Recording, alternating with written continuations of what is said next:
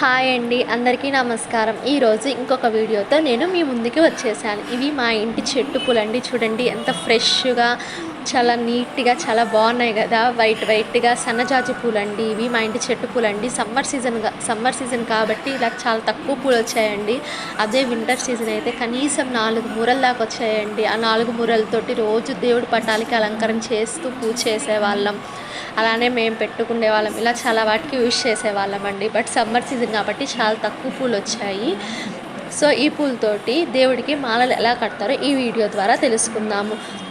మామూలుగా మనం పెట్టుకునే పని అయితే 2 పూలు వేసి చాలా చిక్కగా కట్టుకుంటారు. అదే దేవుడికి మాల కాబట్టి కొంచెం స్పేస్ ఇస్తూ గ్యాప్ ఇస్తూ కడితే కూడా చాలా చక్కగా ఉంటుంది. అందుకని నేను దేవుడి మాల కోసం ఒక్కొక్క పువ్వు పెట్టి కొంచెం స్పేస్ ఇస్తూ కట్టానండి. ఇలా నేను చేయడం వల్ల 3 మూరల వరకు చేయగలిగాను ఈ పూలతోటి. మీరు చూడండి నేను ఎలా కట్టానో, ఎలా నీట్గా వస్తున్నాయో, ఎలా మాలలు తయారయ్యాయో చూడండి. చూసి మీరు కూడా ఆనందించండి. అలాగే నా ఛానల్ని సబ్స్క్రైబ్ చేసుకోవడం, లైక్ చేసుకోవడం మాత్రం మర్చిపోమాకండి. ధన్యవాదములు.